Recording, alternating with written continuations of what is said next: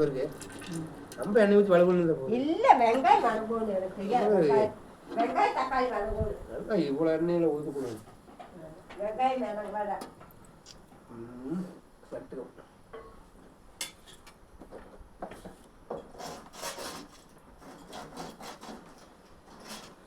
மக்களே, 1 kilo பிரியாணிக்குங்க 400 gram பெரிய வெங்காயம்,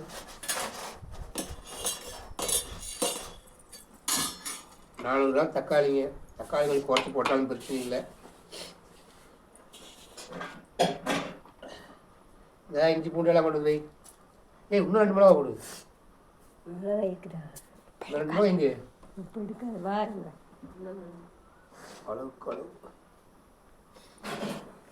மக்களே, வெங்காயம் போகிற பிரியாணிக்கு ஆயில் சூடாகிட்டுக்குது. ஏன்னா முன்னாடியே ஒரு வளர்க்க வெங்காயம் வளங்கணும். ஏன்னா அந்த அளவுக்கு அழகாக பெருசாக வெட்டிக்கிறாங்க. நைஸாக வெட்டினா சீக்கிரம் வளங்கு. அப்படியே கொடுத்துங்க. நைஸாக வெட்டினா சீக்கிரம் வளங்கு. வெங்காயம் போடலாம். இது 1/2 கிலோ மேலே இருக்குங்க. 1/2 கிலோவில் போடக்கூடாது. 400 கிராம் இதாக போகுது. மக்களே, 4 மிளகாய் போதும் மக்களே. 1 4 பச்சை இல்லை இல்லை 1 மிளகாய் அவ்வளோதான் தெரியுமில்ல. 400 கிராம் தக்காளிங்க. இது மிக்ஸ் பண்ணிட்டு தக்காளி சாப்பாடாக இருக்கக்கூடாது. செமையானதே. எனக்கு தலைப்பாக்கட்டு பிரியாணி போடுறோம். செமையாக தலைப்பாக்கட்டு பிரியாணி என்னுடைய ஸ்பெஷல் போடுறோம்.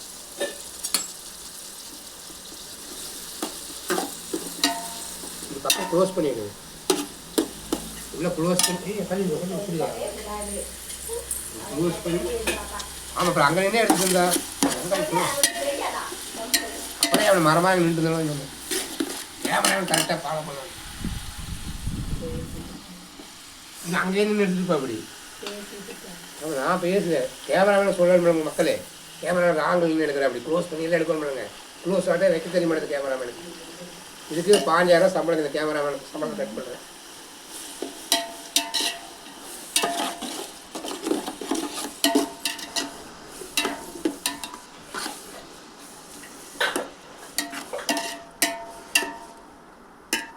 நல்லா பெரிய அடுப்பு வாங்கிட்டு கடை உணங்குற மாதிரி. இது இது இது என்ன? இது தட்டை வச்சுக்கிறது பட்டைக்கிரா பொடிங்க. அது எதுவும் காமி. இந்த மிளகாத்தூள் பட்டைக்கிரா பொடியா எனக்கு என்னன்னு சொல்லுவாங்க. இவ்வளோ மிளகா தூள் போட்டால் என்ன இருக்கு? கார மசாலான்னு சொல்லக்கூடாது. பட்டைக்கிராம் பொடி. இது இது எது இவ்வளோ மிளகாத்தூள் போட எதுக்கு சாப்பிட முடிய மாட்டேங்குது? இவ்வளோ போடவே கூடாது. என்ன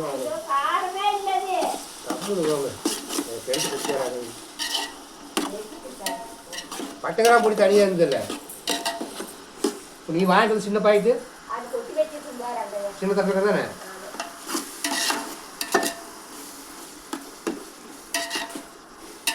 மக்களை, வெங்காயம் தக்காளி நல்லா வணங்கிட்டுங்க.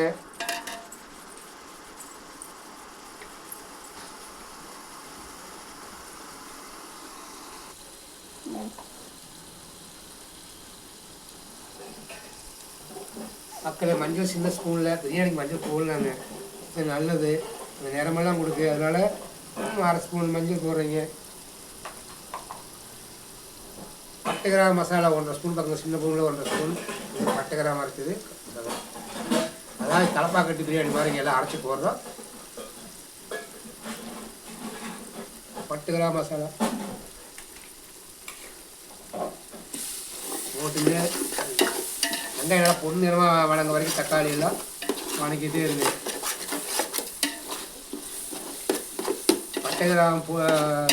பட்டையெல்லாம் அரைச்சிங்க. ஒரு 1/2 ஸ்பூனுக்கு 1 கிலோ பிரியாணிக்கு போட்டால் போது. பார்த்து தலைப்பாக்கட்டு பிரியாணி மாதிரி ஜம்முன்னு இருக்குது. கலரெல்லாம் போடக்கூடாது. கலர் வந்துடும் நல்லா வணங்கி.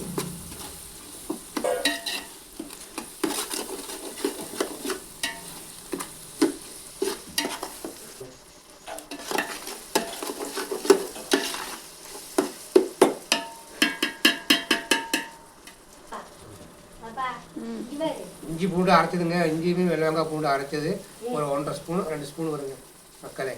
ஒரு கிலோ பிரியாணிக்கு இது கரெக்டாக இருக்குது. இஞ்சி பூண்டு இஞ்சி வெள்ளவங்காய் பூண்டு சேர்த்து அரைச்சது ஒரு கிலோ பிரியாணிக்கு.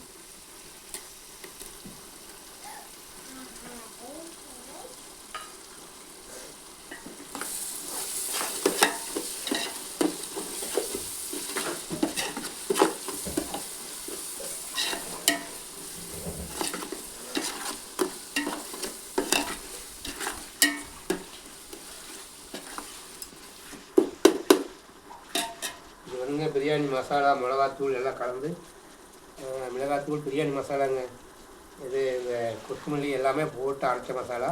இவ்வளவும் போடக்கூடாது, பிரியாணி மசாலாவாக தான் வரும். சாப்பிட்றது மசாலா அதிகமாக தெரியும். இது போடாமல் சும்மா ஒரு 2 ஸ்பூன் போட்டால் போகுது. 2 ஸ்பூனு நீங்கள் பெரிய ஸ்பூனில் 2 4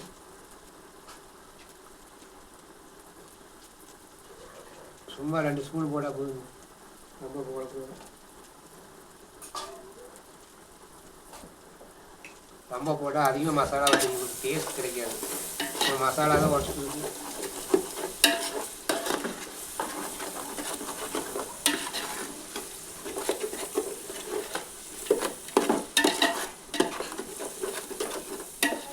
அளவாக சின்ன ஸ்பூன் ஒரு 3 ஸ்பூன் மசாலா போட்டால் போதும்.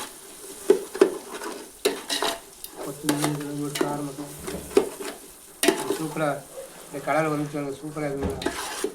நல்லா அப்படியே வழங்கி சாப்பிட்டா பொண்ணு நேரமாக வந்ததுக்கப்புறம் தான் நீங்கள் சிக்கன் எல்லாம் போடணும். சரி, நீ வணக்கறியா?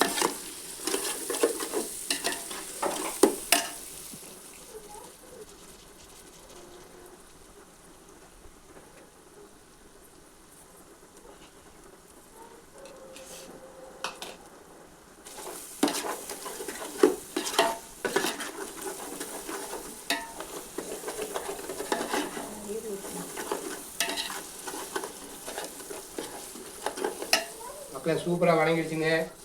தயிர் சின்ன டம்ளர் 1 டம்ளருங்க பிரியாணிக்கு.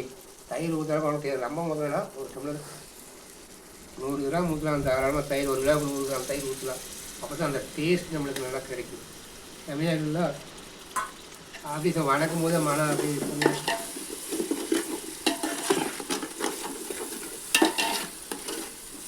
ஒரு கிலோ பிரியாணிக்கு 1 கிலோ கறி போட்டுருவோங்க.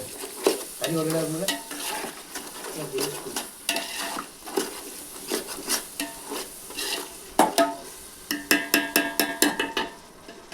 கால்முத்து பிரியாணிங்க. புதினா கொத்தமல்லி எல்லாம் அரைச்சி வச்சுக்கிறேங்க. தலப்பாக்கட்டு பிரியாணிலாம் இருக்குது.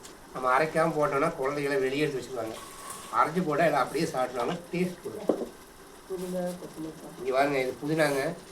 கொத்தமல்லி தலை புதினா அரைச்சது. அளவாக ஒரு பெரிய ஸ்பூனில் ஒரு 3 ஸ்பூன் போடலாங்க. இதை அரைச்சி வச்சுக்கனால அளவு சொல்ல முடியல. இல்லை நம்ம ஒய்ப்பாக அந்த மாதிரி அத்தனை இது க்ரீன் கலர்லேயே பிரியாணி க்ரீன் கலர் வந்த மாதிரி இருக்குது. எல்லா கலரும் சேர்ந்து வந்த மாதிரி. ரொம்ப போட்டாலுமே புதினா சாப்பாடு மாதிரி ஆயிடுது. அளவாக இருக்கணும். கொத்தமல்லி அளவாக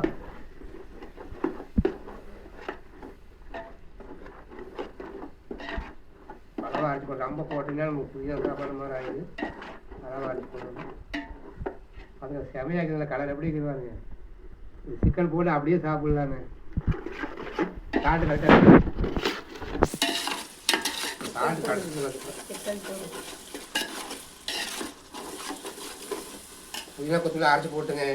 அரைக்காமல் போட்டால் வெளியே எடுத்து வைப்பாங்க. அரைச்சி போட்டால் அவங்க சாப்பிடுவாங்க. பிரியாணி கலரும் வந்துடு நல்லா டேஸ்ட் கொடுக்கும் உங்களுக்கு. நீங்கள் தேங்காய் பால் இல்லை இதில் வந்து அந்த பாதாம் பருப்பு எது வேணால் அரைச்சி ஊற்றலாம். நல்லா டேஸ்ட் வேணும். நம்ம சத்தானதான் வேணும். பாதாம் பருப்பு முந்திரி எல்லாம் வந்து போட்டு அரைச்சி ஊற்றலாம். பாருங்க செமையாக வந்து சிக்கன் போட்டு வேக வச்சு அப்படியே சாப்பிடலாங்க. அப்படியே நல்லா பொண்ணெல்லாம் வணங்கிட்டீங்களா? ஓகே, சிக்கன் எடு.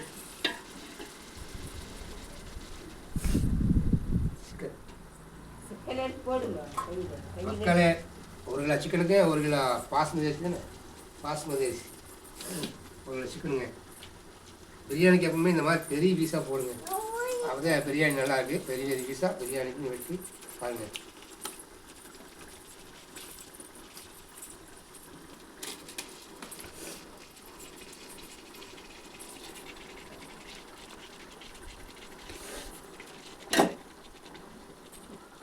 சிக்கன் தண்ணி உள்ளே ஊற்றிடலாம். தண்ணி எப்படி தான் ஊற்ற மாட்டேங்குது.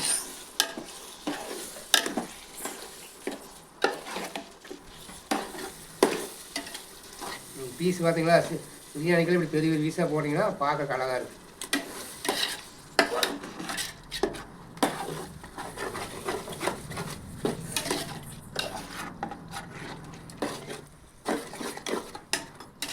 தட்டமேடு கறி வேறு கொஞ்சம் வேக இல்லாமல் தண்ணி இப்போ ஊற்ற வேண்டாங்க. ஒரு 5 நிமிஷம் இந்த மசாலாவோட கறி வேகட்டுங்க. அப்போ தான் அந்த கறியில் போய் இந்த மசாலா போய் நல்லா இஞ்சி அந்த கறி டேஸ்ட் கிடைக்கும். நீங்கள் கறி போட்டோம்னா தண்ணி ஊற்றுனீங்கன்னா அந்த கறியில் வந்து மசாலா ஒட்டாது, அந்த டேஸ்ட் கிடைக்காது. அதனால் தண்ணி ஊற்றுறதுக்கு முன்னாடி கறி போட்டு ஒரு 10 நிமிஷம் நீங்கள் மூடி வச்சிட்டிங்கன்னா அந்த கறியில் வந்து மசாலாவெல்லாம் அப்படியே இழுத்து அந்த கறியும் டேஸ்ட்டு கிடைக்கும். சரிங்களா? உடனே நீங்கள் சிக்கன் போட்டோன்னா தண்ணி ஊற்றுற வேலையெல்லாம் வச்சுக்கூடாது. சிக்கன் போட்டதுக்கப்புறம் நீங்கள் மசாலாவோடு அதுக்குனா ஒரு 5 நிமிஷம் வேகட்டுங்க. அப்படியே அந்த கறியெல்லாம் டேஸ்ட் கிடைக்கும். மூடி இப்படி வந்துங்க கறி போட்டதுக்கப்புறம் மசாலாவோட 5 நிமிஷம் மூடி வச்சுருங்க. ஒரு 10 நிமிஷம் கறி காவாசி வந்துடுங்க. அந்த மசாலாவெல்லாம் அது கூட ஊறி அந்த கறி டேஸ்ட் கிடைக்கும். நீங்கள் எடுத்துகிட்டு தண்ணி ஊற்றுனீங்கன்னா அந்த கறியில் மசாலா ஒட்டாது. சரிங்களா? சிக்கன் பாருங்கள் மசாலாவிலே வேகுதுங்க. அப்போ தான் சிக்கனில் மசாலா ஊறி சிக்கன் உங்களுக்கு டேஸ்ட் கிடைக்கும். பிரியாணி போடும்போது சிக்கன் போட்டோன்னா உடனே தண்ணி ஊற்றக்கூடாது. மசாலாவில் ஒரு 10 நிமிஷம் வேக விட்டிங்கன்னா சிக்கனில் அப்படியே ஊறி அந்த டேஸ்ட் கறிக்கு வரும்.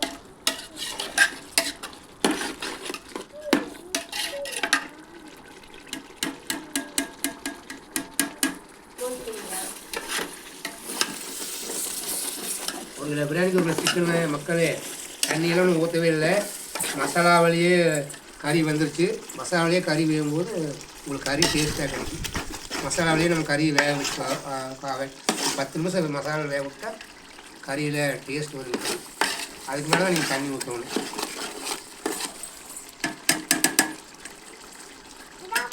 ஒரு கிலோ பிரியாணிங்க இந்த மாதிரி செம்பில் 1.5 செம்பு ஊற்றினா போதும். ஒரு கிலோ பிரியாணி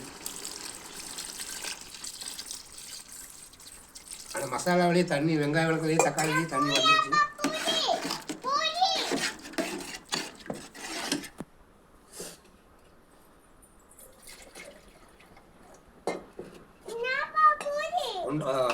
ஒன்றரை செம்போட கொஞ்சம் கம்மியாக ஊற்றுங்க. ஏன்னா மசாலா தக்காளிலேயே ஓரளவுக்கு வந்துருச்சு. அவ்வளோதான், 1.5 செம்பு போகுது. ஒரு செம்பு அதில் ஒரு 1/4 செம்பு ஊற்றுனீங்கன்னா உங்களுக்கு கரெக்டாக. ஏன்னா டம்பு வர மாதிரி தான். நீங்கள் டம்பு வரக்கலாம் அளவாக தண்ணி ஊற்றினா போதும். நீங்கள் பெரிய அரிசியாக இருந்ததுன்னா தாராளம் 1.5 செம்பு ஊற்றல. பாசுமதி அரிசிங்கனால ஒன்றே கட்டணும்.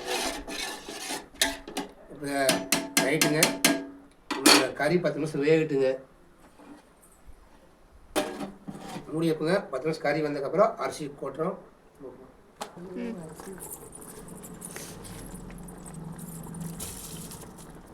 பிரியாணி ரொம்ப கலக்கக்கூடாது. ஆமாம், பாஸ்மதி அரிசி உடையாமங்க லைட்டாக கலக்கிட்டா போகுது.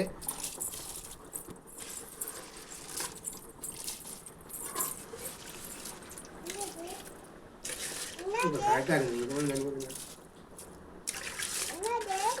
750 மில்லி தண்ணி இருந்தால் போதுங்க. மசாலாவே தண்ணி வந்ததுனால கொஞ்சம் குறைச்சிக்கலாம். நம்ம கொஞ்சம் அரிசி போட்டதுக்கப்புறம் தண்ணி ஊற்றிடாது. நீங்கள் தண்ணி ஊற்றி மசாலா தண்ணி ஊற்றுற வேலை வச்சுக்க கையில் இருந்தாலும் பாப்பா.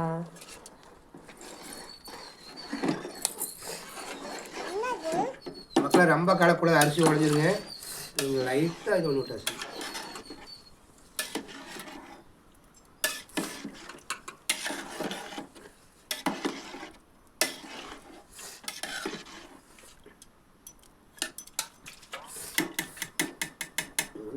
மக்களே, இது பாஸ்மதி அரிசிங்க. குழையாமல் ரொம்ப கலக்கக்கூடாது. இந்த உப்பளவாக்குன்னு பேர் கொஞ்சம் லைட்டாக கசந்ததுன்னா உப்பு கரெக்டாக இருக்கும். சப்புன்னு தான் போடணும். செய்யும் போது அவன் கற்றுக்கணும் தான் சொல்லிட்டு இருக்கிறேன். அப்புறம் நம்ம அரிசி போட்டதுக்கப்புறம் இது டேஸ்ட் பாரு. கலக்காது, அரிசி உடஞ்சி போயிடுது. அது டேஸ்ட் பாரு. உப்பு வரைக்கும் எப்படி லைட்டாக விடு. அப்புறம் லைட்டாக உப்பு வச்சுன்னு வச்சுக்கோங்க, சாப்பாடு கரெக்டாக வருங்க. சப்புன்னு தான் மறுபடியும் கொஞ்சம் உப்பு போடணும். 2 உப்பு கொஞ்சம் உப்பு வரைக்கும் வளர்க்கோங்க. 2 உப்பு போடு. நம்ம அரிசி போட்டதுக்கப்புறமே அதே டேஸ்ட் பார்க்கணும். லைட்டாக உங்களுக்கு உப்பு கொஞ்சம் உரைக்கணும். உரைச்சா அந்த சாப்பாடு வேகிறதுக்கு அது கரெக்டாக. உப்பு உரைக்காமல் இருந்தால் நீங்கள் சால்ட்டு கொஞ்சம் போட்டுக்குங்க. உப்பு அதிகமாக இருக்கக்கூடாது. நீங்கள் அந்த மசாலா எடுத்து உப்பு உரைச்சதுன்னா அந்த அரிசி போடும்போது கரெக்டாக செய்யும்.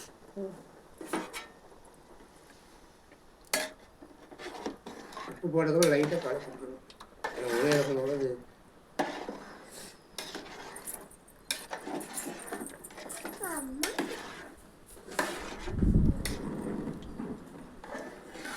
அரிசி உடையக்கூடாதுங்க. அளவாக தான் கலக்கணும்.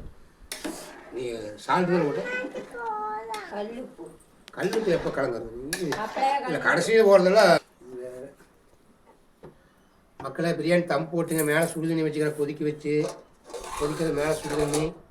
கீழே வந்துங்க தோசைக்கல் வச்சுக்கிறோம். பிரியாணி தம் போடுறதா கீழே தோசைக்கல்லை வச்சு அதுக்கு மேலே பிரியாணி வச்சுக்கிறோங்க. மேலே சுடுதண்ணி தம், கீழே தோசைக்கல் சூடாகிட்டு பிரியாணி தம் ஆகிக்கிங்க. அதில் பிரியாணி தம் போட்டுங்க. ஒரு 10 நிமிஷம் தான் போதும் தம் பண்ணிங்க. கீழே தோசைக்கல் சூடானா அடி பிடிக்காமல், கீழே தோசைக்கல் வச்சுக்கோங்க. சாப்பாடு அடி பிடிக்காமல் இருக்குது. மேலே சுடுதண்ணி இப்படி தான் தம் போடணும். இருக்கிற மாதிரி இருந்தால் அந்த மாதிரி போடலாம். அது டெஸ்ட்டு. இந்த அடுப்பில் போகிறதுனால கீழே தோசைக்கல் வச்சுங்க. அதுக்கு மேலே பிரியாணி கட்டி வச்சு சுடுதண்ணி மேலே வச்சு அவங்களுக்கு தம் ஆகிக்கும். 10 நிமிஷம் தான் மக்களே. பிரியாணி தம்மிலேருந்து எடுத்து வச்சுங்க மக்களே. ஏய் சூப்பராக வந்துருங்க. அடியிலேருந்து அப்படி அப்படி இது இது பண்ண பழவல் எடு. அப்படியே ஆட்டின மாதிரி அடியில் அப்படி அடிப்பதிலேருந்து எடுத்து அப்படி பழவல். ஏய் சூப்பராக வந்துருந்தீங்க மக்களே. ஸ்டவ் அடுப்புலேயே கேஸ் அடுப்புலேயே பிரியாணி தம் போட்டு சுடுதண்ணி வச்சு சூப்பராக வந்துருக்குது மக்களே. ஏய் கலங்க அரிசி உடஞ்சி போயிடும். அப்படியே தான் இந்த நீ இப்படி நான் பழவல் எடுத்தேன்.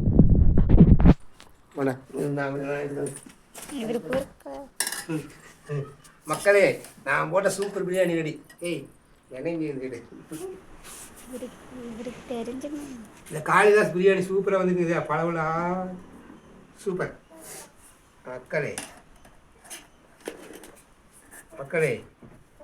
சேம மக்களே. கேஸ் அடுப்புலேயே வச்சுங்க. தோசைக்கல்லில் வச்சு தம் போட்ட சுடுதண்ணி வச்சு சேமையாக வந்துக்குங்க. அப்படி வாங்க பழவளன்னு சூப்பராக இருக்குது மக்களே. கலரெல்லாம் போடலீங்க. நாங்கள் போட்ட மசாலாவிலேயே கலர் செமையாக வந்துருச்சுங்க. செமையாக வந்துருச்சு மக்களே. அங்கே வெளிச்சு கரெக்டாக இருக்கணும். பிரியாணி அப்படி பழவளன்னு ஆச்சு மக்களே. அப்படி சூப்பராக இருக்குது மக்களே. பழவளன்னு ஓகே. ரொம்ப கெட்டக்கூடாங்க. அரிசி உடஞ்சிரு சூப்பராக அப்படியே இருக்குதுங்க. ஓகே அப்படியே அமர்த்தலாம் கூடாதுங்க. அரிசியெலாம் உடஞ்சிரு செமையாக பீஸாக பிரியாணி பீஸெல்லாம் செமையாக இருக்குது. ஓகே.